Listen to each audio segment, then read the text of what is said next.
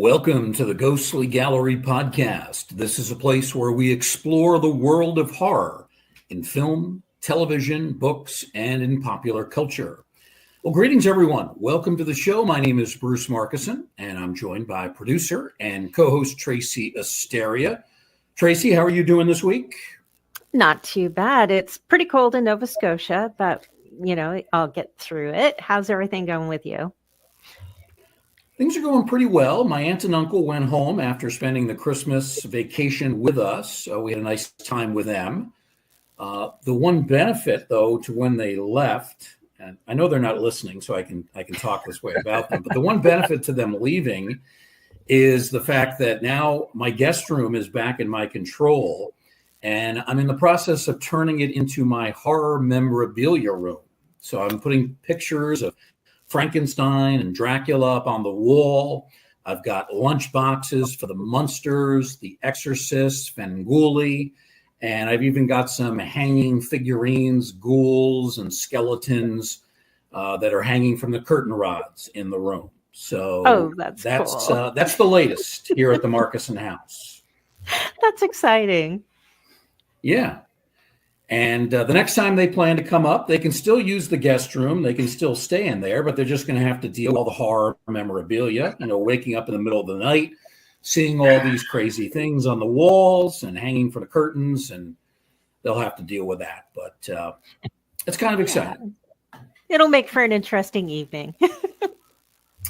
Very much so. Very much so. Well, this will be an interesting episode as well. We're going to have a chance to talk to a filmmaker who has just completed his first feature-length film, which is now available on Tubi and Amazon. We're going to talk about that during the course of the program and a few other things about this young man's career. His name is James Chick. He has directed the new movie. It's called Feet of Death, and it is a movie about the Bigfoot legend. It is set in Oregon, not too far from where James lives. He'll also be discussing his overall career in film, and that includes doing a lot of visual effects work on the Grimm television series. So we'll talk a bit about that. We'll also get some thoughts from James on his favorite horror movies growing up. So we welcome to the Ghostly Gallery, James Chick. James, thanks for being with us. How are you? I'm doing great. Thanks so much for having me, guys. I appreciate it. I like that introduction, and not to be that guy, but I will correct you. It's set in Washington, not in Oregon. But it's not. Oh, it is. Minor deal. You live in Oregon, though, right? I am up in Washington, actually. So it's about. Oh, you're in Washington also. Okay. I go to Oregon weekly, though. We're so close to the border, so it's to most people it makes no difference. I'm just giving you a hard time. Well, it's an important distinction because in the film, you have a lot of beautiful outdoor scenery, some great outdoor photography, and it's set at these real-life locations in Washington. So that's an important thing. I'm glad that you mentioned that. We're going to get into your new movie, your first full-length feature. You've done some short films prior to this. We'll talk about Feet of Death in a little while. But I wanted to start, James, by asking you about growing up as a fan of horror. Tell us about the first horror movie or TV show that really grabbed your attention, that really got your notice. So not to be a major bummer disappointer, but I would not call myself a massive horror buff. But some of the movies that stuck with me as a kid were, I was born in mid-'80s, so I saw Jaws when I was far too young. And I know that that's more of a monster movie than a horror movie, but that movie probably scarred me and impacted me more as a young kid than any other movie probably should have. Nightmares for years from that as a young kid.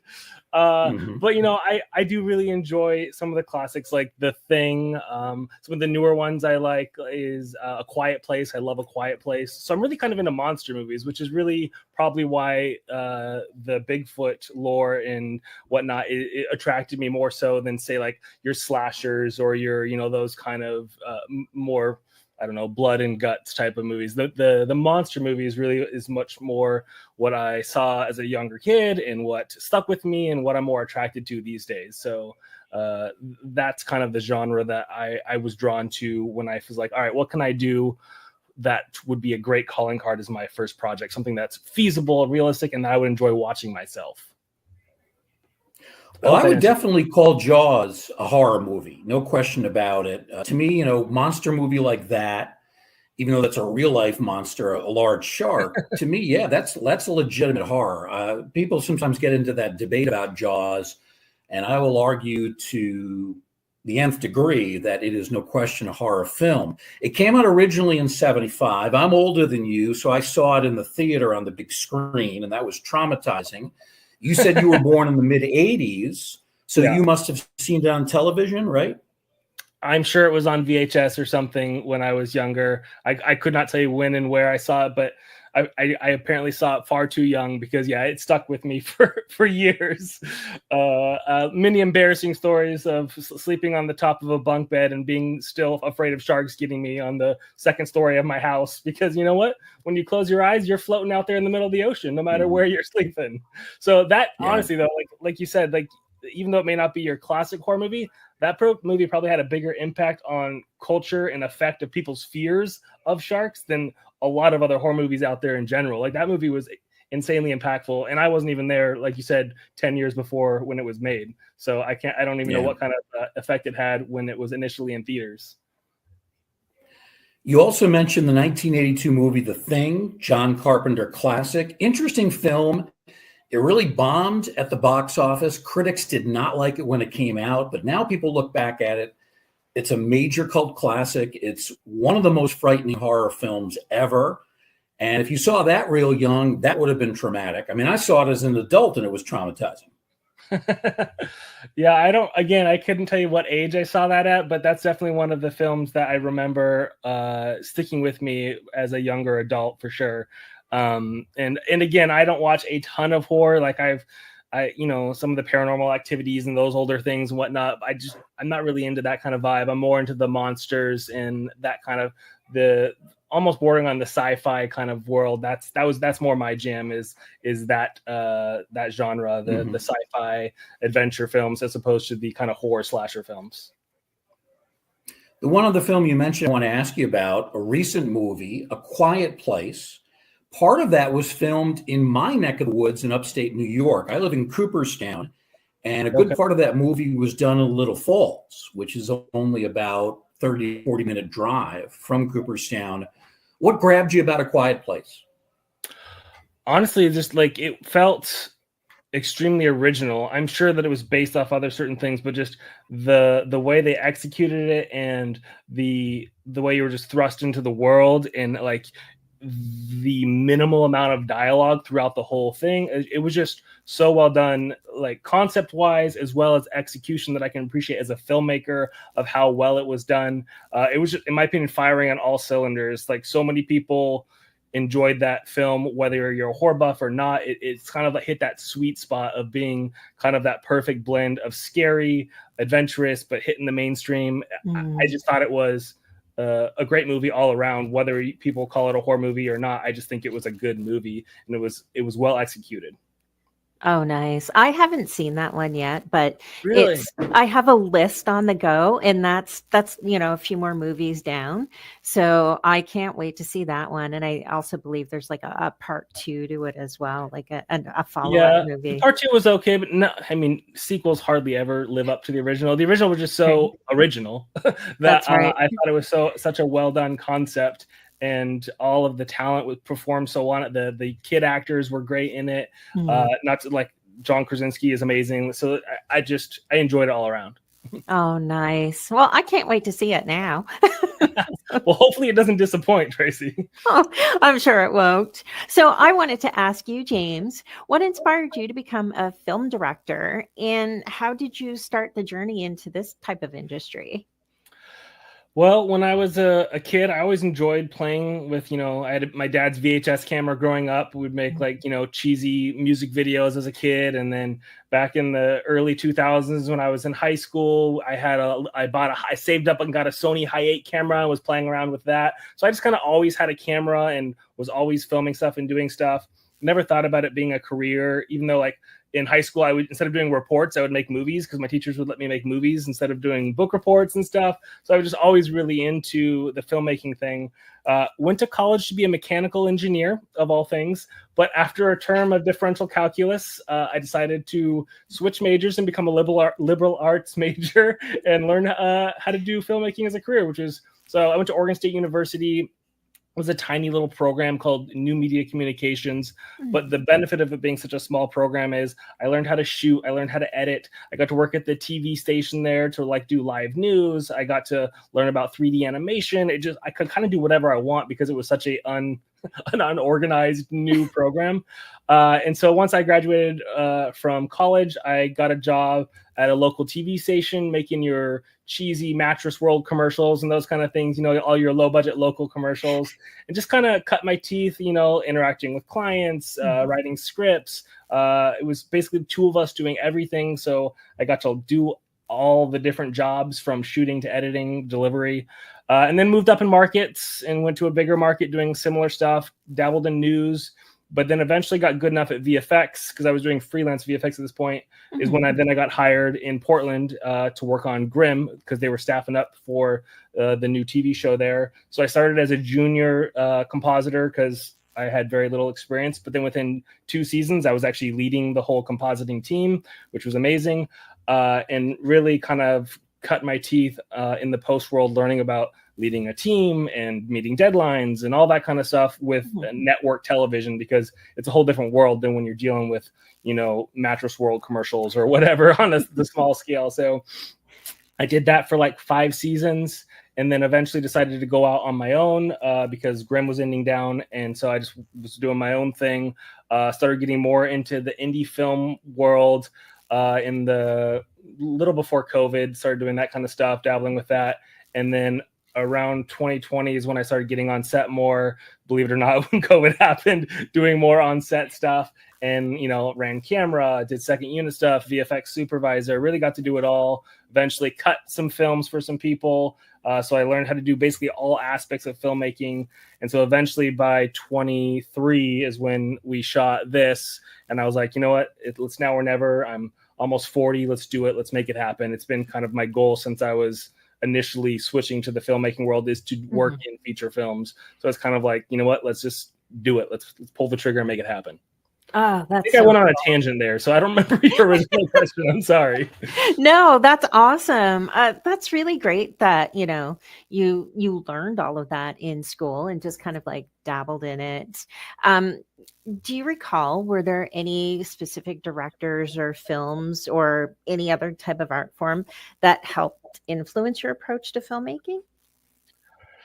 So honestly, as a kid, like I was never into studying film or anything, so I was influenced by all the mainstream people, the Star Wars is by Lucas and the Spielberg with the Indiana Jones and the Jurassic Park. I really loved the Back to the Future series from Zemeckis. I like the more, I guess when I got a little bit older, Edgar Wright. I really love his film with like Hot Fuzz and Baby Driver and stuff like that. So the genre films is really where I got a lot of my influence from. But I was never, I'm not great with memorizing names and remembering who did what and all this kind of stuff. So I was never that kind of like in-depth film buff guy. So really it was a lot of the mainstream stuff. And it's only now as I'm getting older that I'm trying to go back and do more studying of some of the great artists of the past and whatnot. So yeah.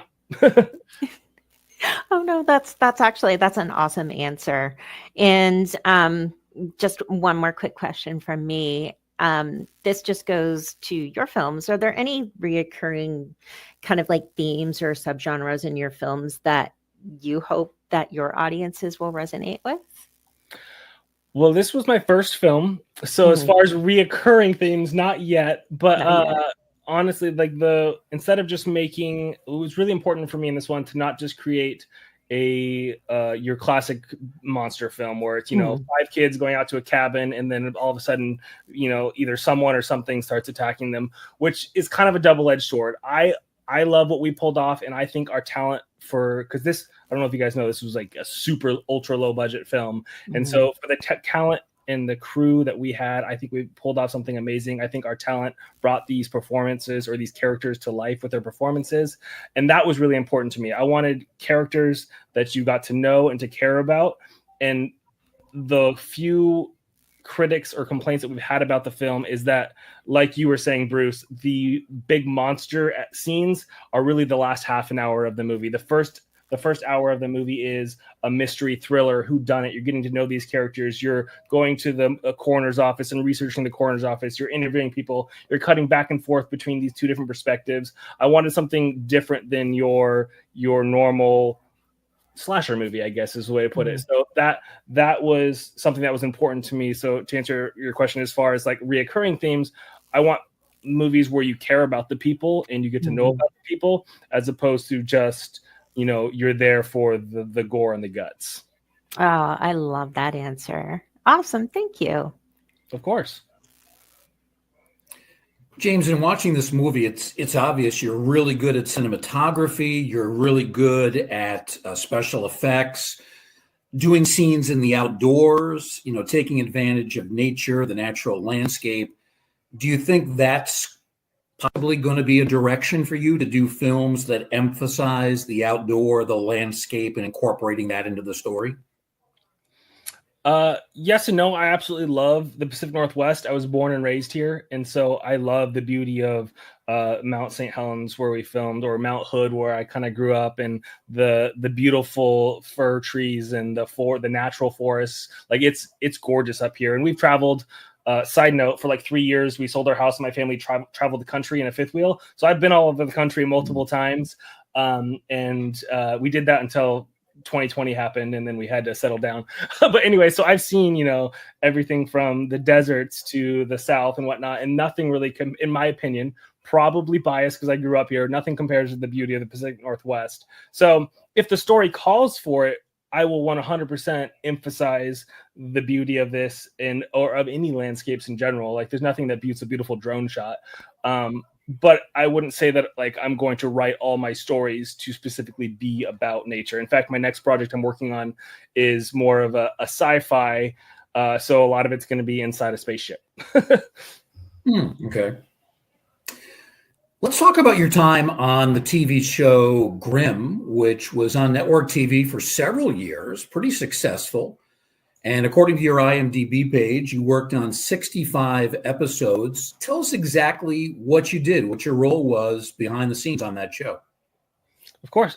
Grimm was amazing. Like that was my first big foray into working on mainstream media, working on network television. I worked, like you said, in post doing a lot of the visual effects. So for those of you unfamiliar with the show, basically it's a cop procedural show. Only the people he's going after are called, oh my gosh, now I'm blanking what they're called.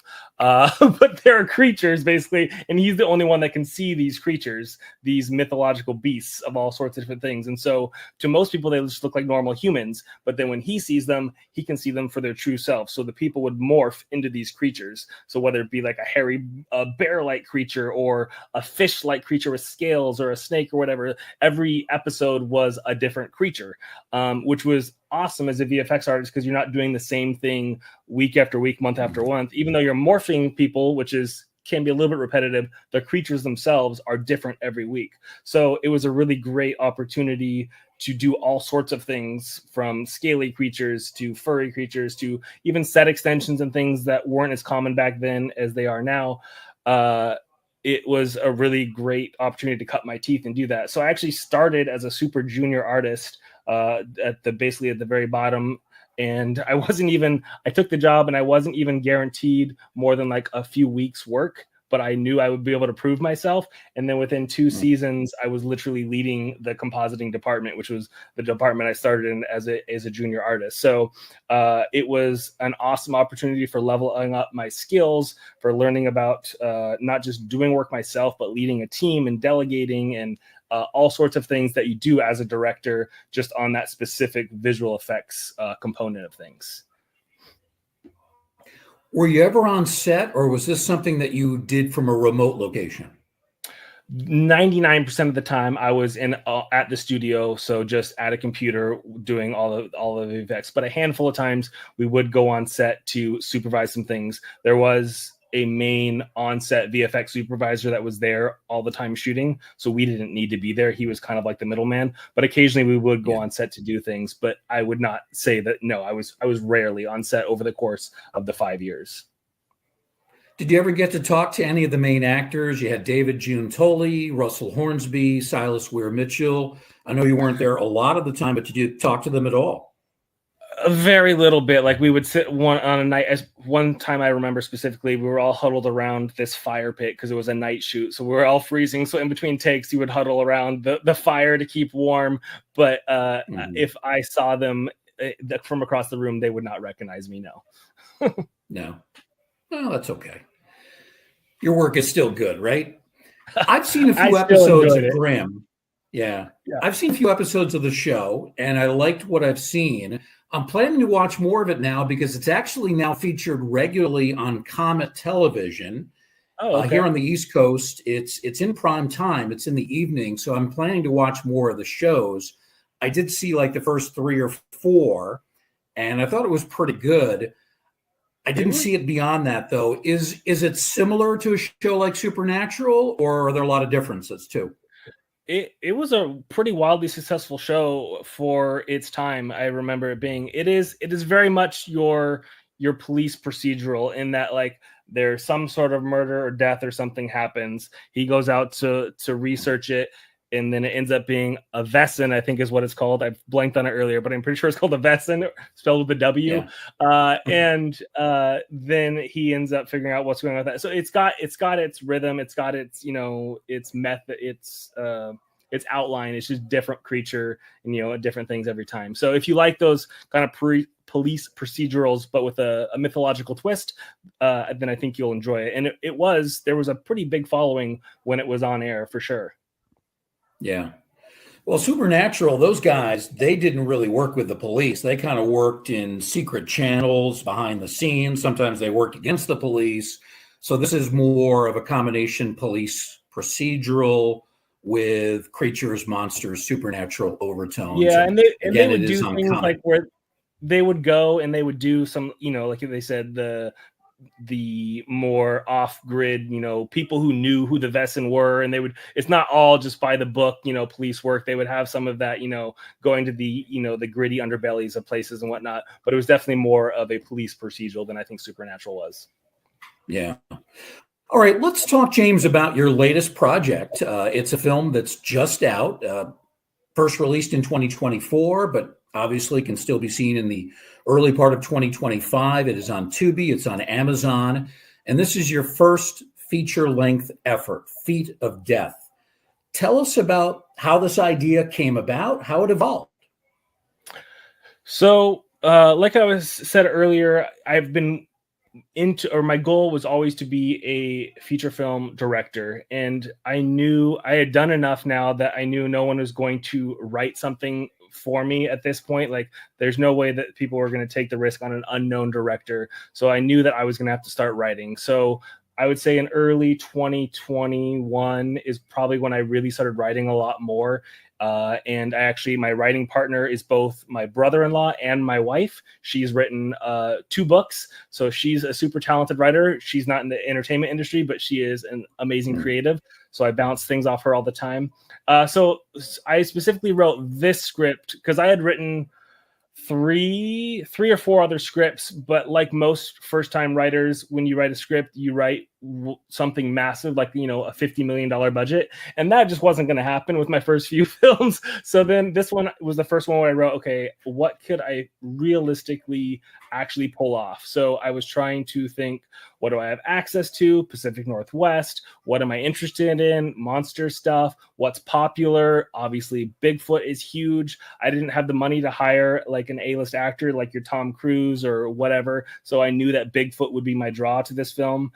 So I was trying to be extremely rational in thinking about distribution, thinking about the audience as I was writing it. So a lot of this was actually filmed on my property. I have 5 acres out here just south of Mount St. Helens. So that whole death scene at the beginning of the movie, that's all technically my backyard. A lot of the places are just areas that we were able to go to without having to worry about permits or anything like that. All the buildings we shot at were -1 were donated to us because the people are amazing up here, as long as we worked around their schedules and whatnot. So this was like a true indie film at its finest, pulling this off. So like I said, when I was writing it, I wanted something that I would want to watch, but that I knew I could pull off. So that was like the main criteria when coming up with this concept. Yeah. You mentioned the budget very, very small. Can you say what the figures were that you had to deal with? Sure. I mean, it's out in distribution, so it doesn't really matter now, but it was the entire thing, start to finish, including editing, was less than $15,000. So it was like nothing. Okay. Yeah. And that's because I wore all the hats. I was the writer along with my brother-in-law and my wife. I was the director. I co-DP'd it. I did all the editing. I did the visual effects. I did the sound design. I did the deliverables. I did everything in post except for color. I had a colorist that did color on the film. So that's the only reason I knew I could pull this movie off, is because I had done all those jobs before. So I knew that, okay, budget-wise, I just won't pay myself anything and I can make it happen. Yeah. Well, you achieved a lot on a small amount of money. You look back at this, do you kind of amaze yourself what you were able to finish here? Like I said, I am extremely pleased and impressed with what we were able to pull off with the talent who dedicated their time. Everybody was paid. They just were paid very little. And so I think they did an amazing job with bringing these characters to life. I am pleased that you said that you think I know what I'm doing as far as photography goes, because I really wanted it to look, I guess, cinematic, for lack of other words. Like, I wanted it to feel like a real movie, as opposed to something that people, you see so many indie films where it's like just blown out, ugly, looks like they were shot on their phone, didn't think anything about lighting, or the sound is horrible, it's echoey. Like, I wanted it to feel like a much larger budget than what we had, and I think we pulled it off, and a lot of other people have said that as well. So it's good to hear that you thought visually it looked good. Oh yeah, I mean, it looked like, I wouldn't say, it didn't look like a blockbuster budget, but it looked like a significant budget. It certainly came across very professionally. I don't think there's any doubt about that. I'm curious about the concept of Bigfoot. This is something that has been explored in many ways over the years. So there've been a lot of films, there have been TV series. I mean, back in the 70s, the $6 Million Man did a pretty famous episode, or a couple of episodes, featuring a Bigfoot character. How did you approach this, knowing that you needed to take a different perspective on the legend? How did you approach this as far as making this feel a little bit fresh and different from what's been done in the past? Yeah, I really didn't I think I said this earlier. I didn't want it to just be like, I love Exists. That's a great movie, but that's like your stereotypical Bigfoot movie where everybody goes out to a cabin and then Bigfoot attacks them and then they run for their lives. And whereas that's entertaining, and I think that's a really well done movie, and the Bigfoot suit is phenomenal in that movie, I wanted to do something different, like you said. So I wanted it to be more of, you weren't sure if it actually was a Bigfoot or not for a long period of time. And then when you think one thing, I flip it on its head, to not give anything away towards the end. But like, I wanted you to think one thing and then flip it around, and hopefully you didn't see something coming at some point. And when you thought you knew what was happening, a little bit later, you don't. So I really wanted to just not make you another Bigfoot movie, because before I was writing this, or when I was writing this, I would go and watch a bunch of movies, because like you said, there are dozens and dozens of them out there. So I watched a lot of the more popular ones, and I just tried to do something that was more character driven and just a little bit more unique. For better or worse, I think we pulled it off, and I am happy with the way it turned out.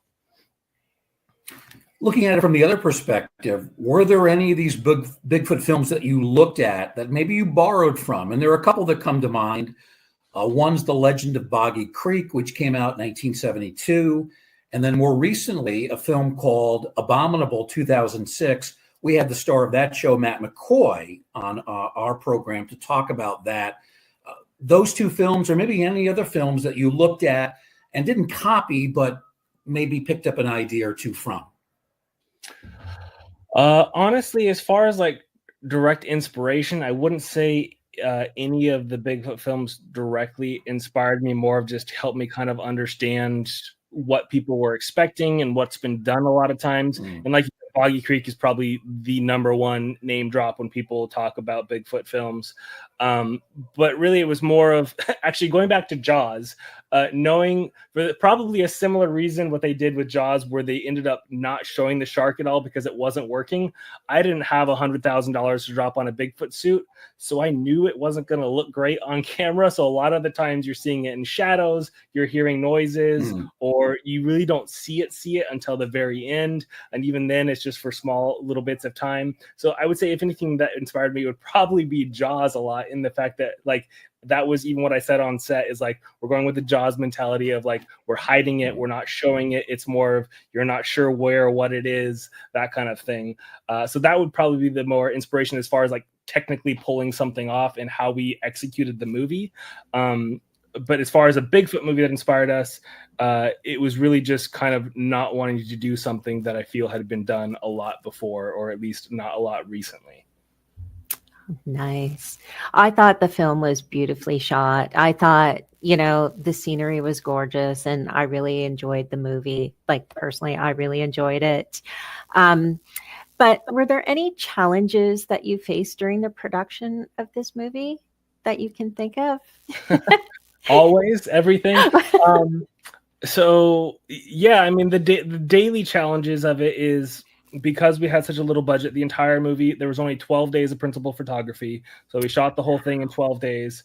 My main DP called me up 4 days before principal photography and had to back out. So I was scrambling 4 days before we were shooting. Everything was scheduled, everything was happening. And thankfully I found this guy named Cameron, who came out, a friend of a friend. I had never met him before. I had never seen his work, but he was available to come out for 2 solid weeks and wanted to work on this movie. And so a huge thank you to Cameron, who came out, because there's no way I would have been able to do that role in addition to everything else I was already doing, because I was the costumer, I was the set designer, I was the everything. To put it in perspective of how small our budget was on our crew, was we had a PA who volunteered his time. I had a dedicated sound guy because I 100% knew I needed that. I had a DP, and I had me, and then my wife catered. That was it. That was the entire crew. And even with that and shooting in 12 days, I wanted, like I said earlier, to have it feel way bigger than what it was. I wanted, like, we took our time making sure that it actually looked good, that the lighting was not just point a light at it and shoot. I spent a long time before the movie casting to find the best people possible that were in the area that could drive, because again, I couldn't fly anybody out here. So everybody is either Washington or Oregon locals. Some people drove, is like, I had people apply for me for further away, but I couldn't feel right paying them what I was paying them and having to basically go into debt to be part of this movie. So everybody was local, and they all did a phenomenal job. Like, we never had any real rehearsals ahead of time. It was all just, we were on Zoom calls and talking to each other about the cast and the characters and kind of going through how I saw them being performed. And then when we got on set, we were going. Like, the only person I met the day before we were shooting was my DP. Everybody else I met the morning of when we were shooting, like this. So it was challenges from the beginning to the end. But I would say one of the biggest challenges from the movie is there's a cave scene in this film, and that's a real cave that we shot in. It's a later scene in the movie, and this location is out near Mount Adams. It's about 2 hours from my house, which was the home base for the film. It's where we had the RVs that everybody was staying in and whatnot. And so we drove 2 hours out there and 2 hours back, which means of a 12-hour shooting day, we were down to 8 hours of shooting once we got out there. First thing we do when we got to set is we made coffee with our little electric generator. And then I went to go start the gas generator, and it was DOA. And we are out in the middle of nowhere in this cave with no power. So I had to scramble and figure out, I ran my truck for about 8 hours straight and ran an extension cord from that to our little electric generator, or like our electric battery bank, and then an extension cord from that down into the cave, and that ran our main moonlight for 8 hours. So my diesel truck was running for, it was the biggest generator you will ever have for a little trickle charge to get this thing going. But we limped our way through that scene, and that's one of my favorite scenes in the movie, is that cave scene. It's beautiful. The talent pulled off an amazing monologue back and forth. So for the amount of struggles we went through to get what we got that day, you wouldn't know it, because that's one of my favorite scenes in the movie. Oh, that was a great scene. Tracy, that really was. Oh, go ahead. If I could interrupt for just a second, Tracy, Yep. I wanted to ask about the cave. Did that pose any dangers for you in the cast? Yeah, I mean, it was a legitimate cave, but it is something that's open to the public, so people come there all the time. We took precautions as much as we could, in that like the talent had mats to sit on, because it's a real lava cave, so like there's sharp rocks and stuff in there, and so we had to be careful with certain things, because if you fell and tripped or whatever, you would hurt yourself. Thankfully, we had no issues. Everybody was all good, minus the normal wear and tear. So we were just extra careful, but it could have. Yeah, I mean, it's a real location that we went to, and you have to hike down into it. It's a really cool place. There's another cave that we filmed that earlier in the scene called the Ape Caves, and that's like a national park that you go to. And so there are another funny story. Part of when we were filming some of these other cave scenes, there was a field trip of about 300 middle school children there the same day we were there. So we had, in between groups of like 30 kids coming out of this cave, we would wait for them to come out, because we were what's called live environment filmmaking. So we didn't have the money to shut down the park. So it's like we were there filming, and then when people were there, we had to stop and wait, clear it out, because we're supposed to be in the middle of nowhere. And we were, but there was also hundreds of middle school children there at the same time. So yeah, struggles from beginning to end. Oh my gosh. But again, that was another great scene. And like the whole entire movie, it was so beautiful. I like that little waterfall scene too that you had in the film. That I like that too, because I'm a big nature buff. So that I thought was beautiful as well. So why don't you tell us a little bit about the cast? Yeah, so all local, as far as Pacific Northwest area. Andrew Jacob Brown was our lead. He was Jason. He was from the Portland area. He actually just recently moved over to the East Coast in the South, but he was a super talented guy. He was one of the first main people I brought on. He's actually an independent filmmaker himself, so he's directed, I believe, 6 indie features of his own. So he knew like the behind the scenes of what it was doing, but he's also a really talented actor. So that was Jason. Benjamin Watts was the Henry character. So he's, he plays your good old Southern or outdoorsman kind of character, and he did a phenomenal job. And he was one of those actors that like you pray and hope for, because he literally created a journal as his character, and would write in his journal, and like he was asking questions about his daddy and things like that, because that's how he's referenced in the script, is his daddy and other things. Like he was so into it, and it was so sweet. Like he actually gave me his journal that he had been writing in, and had all sorts of entries and whatnot. So he's a phenomenal actor. And then Jack Vanover was the sheriff, Sheriff Ken. And he is another Washingtonian, Seattle area, I believe, is where he came from. And he was like, I didn't have to coach him at all, because he just felt like the Sheriff Ken from beginning to end, because he even did his audition tape wearing his cowboy hat. And I hadn't initially thought that character would have that. I was thinking much more your normal police, but as soon as I saw him with that, I'm like, you know what, we're changing it up. We're going with that. So we took inspiration from the show Longmire as far as like his aesthetic and what he would look like as far as that goes. So those are my 3 main leads. And then we had some amazing supporting characters in there as well. Oh, wonderful. So as far as like the critic feedback, in like just movie reviewers and just the overall kind of feedback that you've received, have you been surprised by anything that you've been hearing or reading about? The critic feedback has actually been remarkable, because I think critics know, or it can tell or know, that this is a indie budget film, so they understand the struggles that go through into those things. I think the double-edged sword of what we've pulled off here is that the movie looks good enough and that it's well enough produced that people think it's a bigger budget movie than it really is. So a lot of the public have given the feedback of, like I said earlier, where they want the way the last 30 minutes of the movie is, they want the whole movie to be that, which I can understand. It's a Bigfoot movie. It's called Feet of Death. People want killing throughout the whole thing. There is a death at the beginning. You like within the first 3 minutes, you're seeing a dead body. No spoilers. So like I tried to feed that, but if I were to go back and change anything now, I would probably try and add another set piece, like an action piece of some sort in that first or second act, because that's the biggest critique I've gotten from both critics and from the general public at large, is that first hour is slower than that last 30 minutes, which is what I was going for originally. I wanted it to be a whodunit. I wanted it to be more of like you're learning about these things. So it's not like I didn't know what we were doing. It's just the response for it being a Bigfoot film is not what they were expecting. So that was the biggest negative. Other than that, a lot of people have said it's beautifully shot, it's well acted. Everything else has been really positive. It's just that one main negative that I would probably address if I had a time machine and could go back in time. Oh, geez. I thought it was perfect the way that it was. It was just, it was like the burn to get you to the end. And the end is just like such an amazing twist. So I really like the way that you did that. Thank you. I appreciate that. James, I want to get your thoughts on one of the reviews that I found on IMDb. And I want to go into this by referencing another director we've talked to, Harrison Smith.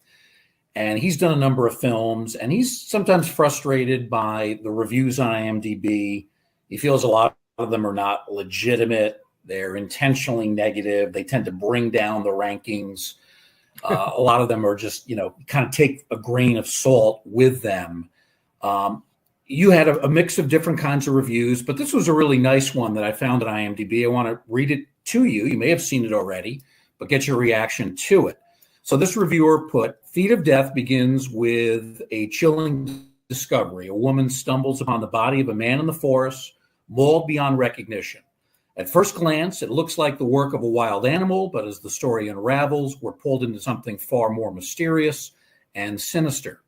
Set in the haunting wilderness of the Pacific Northwest, this film blends cryptozoology and murder mystery to create a slow burn thriller. Director James Chick delivers a suspenseful atmosphere where the forest itself feels like a lurking threat, with cinematography that captures the beauty and the terror of nature's untamed power. The film's pacing may feel slow at times, but it masterfully builds tension, keeping viewers guessing whether the culprit is an unhinged human or the elusive Sasquatch. While the movie doesn't bombard you with constant jump scares, the creeping dread is ever present, leading to a final act that delivers in unexpected ways. So as a filmmaker, as a director, you hear a positive review like that. What's your take? How do you react to it? I wish they were all like that. That's amazing. I mean, you really can't ask for anything better than that. That is obviously someone who has written reviews before. I'm guessing that's some sort of either a full-time critic or someone who does that as a hobby, because that's not your normal 2-sentence, 3-sentence review of a movie. Yeah. Now, that doesn't mean I don't really appreciate that, because that's someone who can appreciate the time and energy that it takes to make a film. I would say the review that sticks out, honestly, more to me is that I remember reading one. It was a 1-star review. I think it was something along the lines of not only was the acting horrible, but it looks like they shot it on a cell phone or something like that. It was like a 2 or 3 sentence film. And I was like, did this person even watch it? Because the main feedback I've gotten is the cinematography looks good and the acting is at least passable, if not good. So the fact, like, those are the kind of reviews that you just have to let roll off and be like, this person either had a bad day, this person maybe doesn't like me and knows me and is giving me a negative review, or maybe it's just some troll out there that is looking for, looking for attention. So those are the reviews that you got to just, kind of let go. But I wish they were all as amazing and positive as that one person's review was. So as a filmmaker, it feels great. Yeah. It's interesting. I have a Facebook page. It's also called the Ghostly Gallery, and I'll often, talk about an anniversary of a film that, came out on this date in 1965. and I'll give it 3.5 stars and say it's very good. And then somebody will chime in and say, well, that's ridiculous. This is a 5-star movie. Or sometimes they'll do the opposite. I'll praise a movie to no end. I'll say it's a 4-star movie. And someone will just chime in and say, this is awful. And that's it. They don't give any explanation. So I find that those reviews, whether they're positive or negative, but when they're so brief and there's no corroboration, no argument that the person poses, they just say it's either great or it's terrible, and then they don't say anything beyond that. To me, those are the reviews you just throw out. Yeah. Kind of how I feel. Unfortunately, it's like it's easier to be negative online than it is to be positive, I feel like. And you have to realize that, one, even if I made a masterpiece, which this isn't, it's a good movie, I'm happy with it, but I know it's not like a perfect movie. Mm-hmm. Even a perfect movie is not going to please everybody. There is an audience for every film, and I'm not going to please the entire world. So I got to realize that some of these reviews are people that maybe they legitimately didn't like it. Maybe they were, like I said, wanting to be there for a slasher film, and this is not a slasher film. Or maybe, so you just got to, it's hard because you take it all personally, because I spent so much time and energy, literal blood, sweat, and tears in making this film. But as a creative, putting content into the world, whether you're a filmmaker or YouTuber or whatever, blogger, podcaster, I'm sure you guys get hate. You have to let things roll off, because otherwise you'll be miserable. Oh yeah, Tracy sends me all sorts of vile messages, and I just delete them. That's another story, anyway. That sounds like something. Start to finish. No, she wouldn't do that. How long did this take start to finish in terms of the concepts, the ideas, and then finishing the process, the 12-day shoot? How long did this take? I think we started coming up with the script at the beginning of 23. And so we started shooting at the end of 23 in September. So it was late September when we shot for the 2 weeks. I did a few pickup things where I would get out and go get drone shots or whatever, but it was just me doing that kind of stuff. And then I spent a few months, 6 months in post, and getting it to a place where I was happy with it in lockdown. And then I started shopping it out to distributors and whatnot.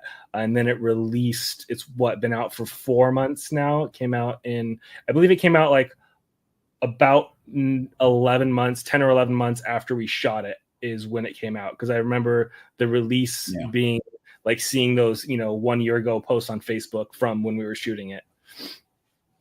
Yeah. 2 final questions, James, on Feet of Death. Do you see yourself revisiting the legend with a sequel? Because the way that you end the movie, and I don't want to give it away, but there's a few twists at the end, but the way it ends leaves open the possibility of another film. Do you think that could happen?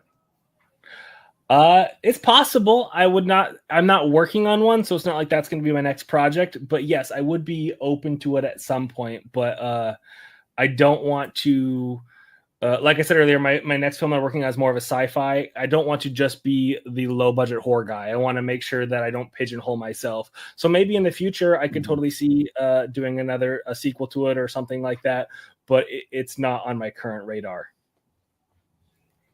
Final question related to the movie. Are you a believer in the Bigfoot legend? This is the question that gets me every time, because I have to be honest. I'm an honest guy. With all the technology we have and all of the everything, I find it very hard to believe we don't have any solid proof. So I would love to be proven wrong, but currently I feel like it would be, I live out here. This is my backyard. I have 5 acres out here in Mount St. Helens.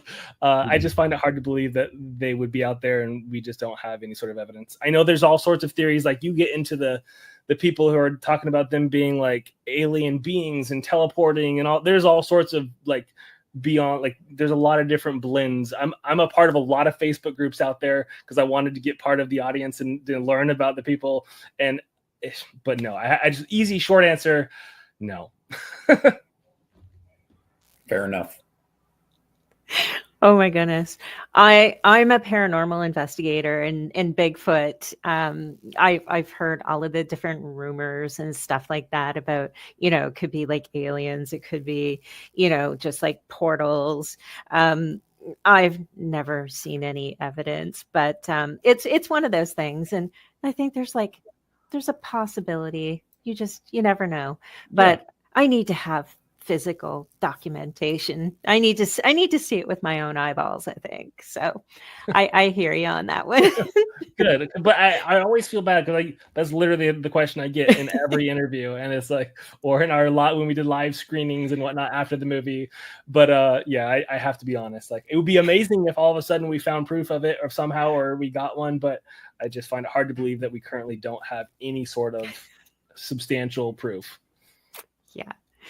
Oh my gosh. And you mentioned like the technology thing. So as far as like the filmmaking process goes, how do you see technology like AI and like virtual reality and streaming platforms? Like, how do you see that influencing future filmmaking, especially for independent artists?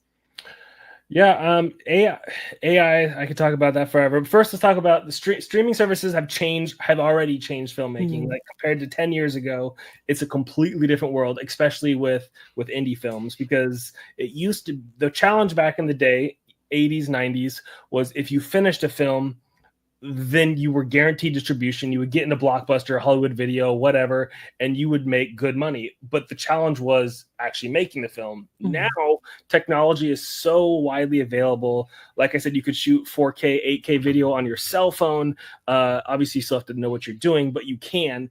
That there is just an abundance of material. And so the hard part isn't making the movie these days. It's getting it seen and getting it out there into the world. And so that's how streaming has changed things, and it's only going to get exponentially more difficult to stand out in the crowd because of that. Mhm. So that's the main thing. Is streaming has diluted streaming and technology advancements has diluted the value of a movie to, it used to be $3.99 is what the value of a movie was, because that's what you would rent from VHS tape for the weekend.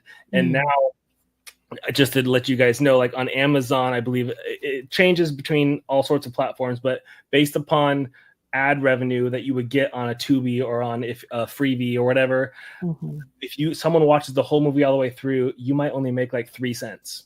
So you've just been the value of a movie is just gone, because everybody is just like, oh, I'm paying $10 a month. I get everything I want for that value. And as a filmmaker, it hurts because it's so hard to make any money back from that. As a viewer in a content, whatever, as the person getting the content, it's amazing because you had everything at your fingertips. But as the creator, it's just so much harder to make a living at it because of that. Mhm. And then you get, like you said, onto the AI thing, and that's just a whole nother can of worms. That is a double-edged sword. One, it's phenomenal in that there are so many tools and things that make filmmaking easier and more accessible for creators, which is awesome. Right.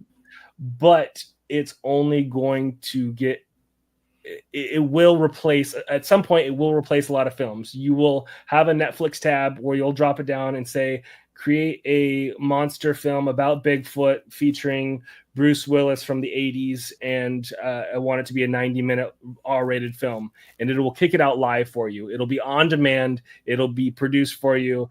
And so it's going to completely change how people get content in the future. And that could be as soon as, realistically, in a couple years. Like, the technology is advancing so quickly. There will always, I'm not saying that filmmakers are going to go away and that human-made films will disappear. It'll just be a different kind of content, in the fact that you have TikTok content now and you have, feature film content. It'll just be a different kind of something that you absorb. But the videos that AI can already kick out at some is like already indistinguishable from other things. Sometimes it's that good. So it's just about the thing it struggles with currently is the fidelity of, like, I want a close-up of this creature here, and then I want a reverse angle of this shot here, and making those match. That's where the struggle currently is, but that'll change very, very soon. So anyways, that's my depressing futuristic look on what AI is going to do. So as far as an indie creator, I don't know. I just want to get as much content made before that happens as I can, and hopefully make a name for myself as an artist, that I will be one of those lucky few that actually gets to film humans instead of just typing on a computer and having content come out that way. Right. Oh my gosh. So for physical media, your movie is that's available on Amazon to purchase physical media? It was supposed to be on Blu-ray and DVD. I Mhm. have not been told that it's been made live yet. So unless Okay. it's been come up in the past week or so since I last looked, it's supposed to have a Blu-ray and DVD, but I don't think it's been out. And it'll be on demand. It'll be so like you order it online. It's not like you'll be able to go to Walmart and get it or anything, but it should be just like how Amazon does print books on demand for independent Right. authors. They do the similar thing for independent films where basically someone orders it, they print the disc on demand and ship it out to them. Oh, So interesting. that's supposed to be a thing, and hopefully it will be soon. I was hoping before Christmas, but that didn't happen.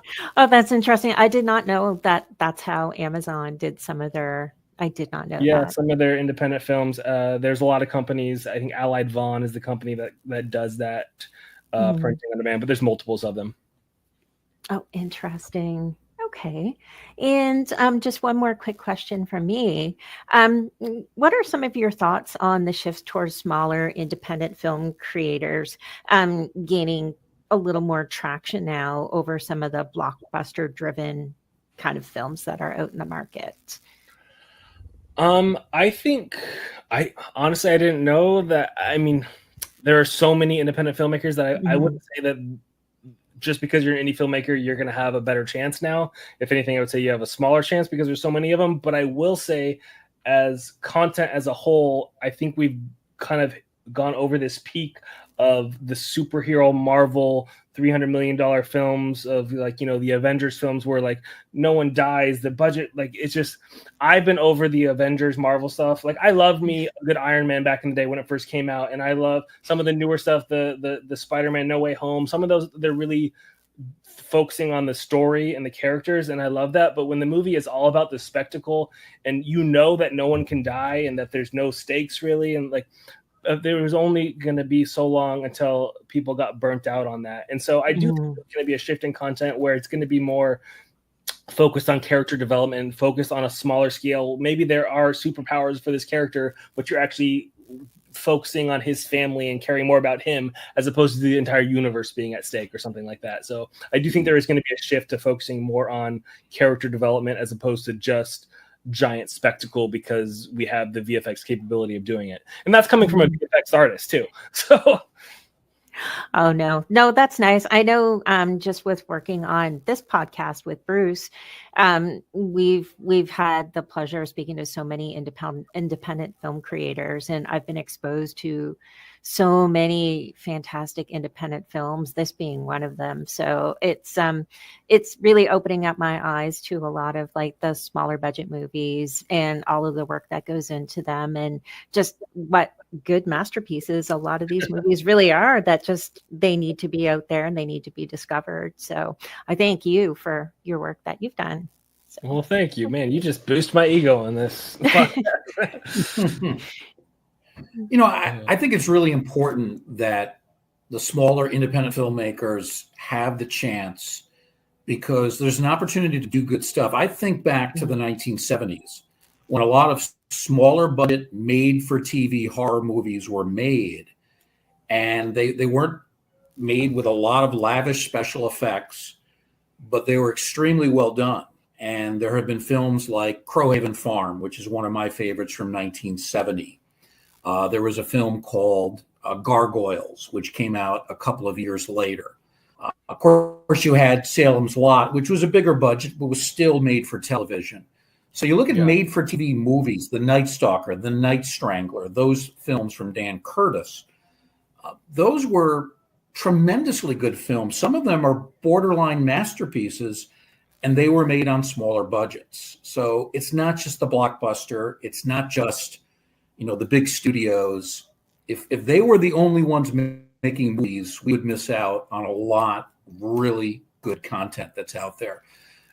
Yeah, James, final question I have for you. You've mentioned a couple of times. Go right ahead. Go right ahead. I was just going to feed off what you were saying. And unfortunately, a lot of that comes down to financial risk, in that I understand the studios, when they're putting up $200 million, they go through a committee and they want to make sure that they don't want to take the risk on something different and unique. So the benefit of indie films is that when you're not spending that kind of money, you can take those risks. You can do a unique story. You can tell it in a different way, and you can get something new that maybe that will become the next big thing because that person took the risk on it. So that is the benefit and cool thing about indie films, is that because it's that smaller scale project, they can take risks that Hollywood just won't. Absolutely. They need to exist. James, final question for you. You mentioned a couple times that you have your next project. It's a sci-fi film. What more are you allowed to tell us about it at this point?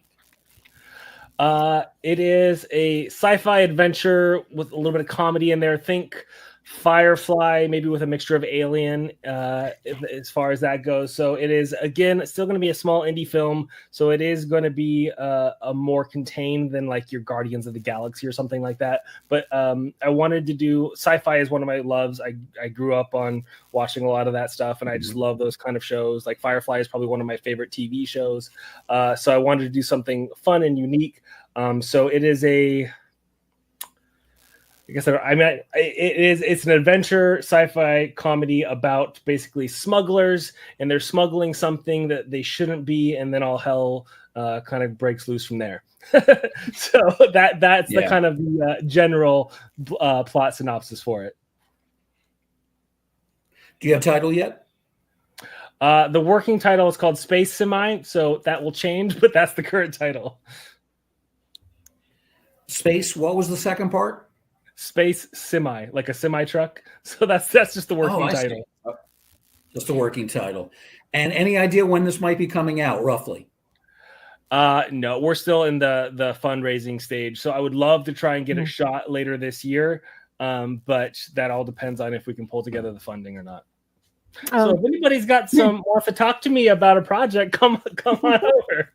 Do you have like a Kickstarter or an Indiegogo page for fundraising? We have not launched that yet. No. Okay. No. We might do that in the future. I'm going to try and do it with private financing. We did do a crowdfunding for Feet of Death, which is amazing that exists, but there are just so many crowdfunding campaigns. It's hard to stand out. So I'm going to try and do it more of what's called private financing. But maybe we'll do something if we need some finishing funds or something like that via crowdfunding. Okay. Oh, awesome. Very good. Our guest has been James Chick. His company, by the way, is called Chick Flick Movies. We had to work that in there somewhere. Your wife approved the title, by the way? She's actually the one that came up with Chick Flick Films because, Chick Flicks. Chick Flick Films. Nice. The movie that we've been talking about for a good part of the time, Feet of Death, 2024 film. It is available still on Tubi and Amazon Prime. And if you want to watch some of James's special effects work on Grimm, that is also available for streaming on a couple of different services, and you can watch it on Comet Television if you get that station as well. James, want to thank you very much. It's been a fun hour talking with us. We really appreciate it. Yeah, Bruce, Tracy, thanks for having me on. Thank you. Our thanks to James, also to Tracy, and all of our listeners as well. We do appreciate you joining us in this Museum of the Macabre. And we hope to see you again next time, right here in the Ghostly Gallery.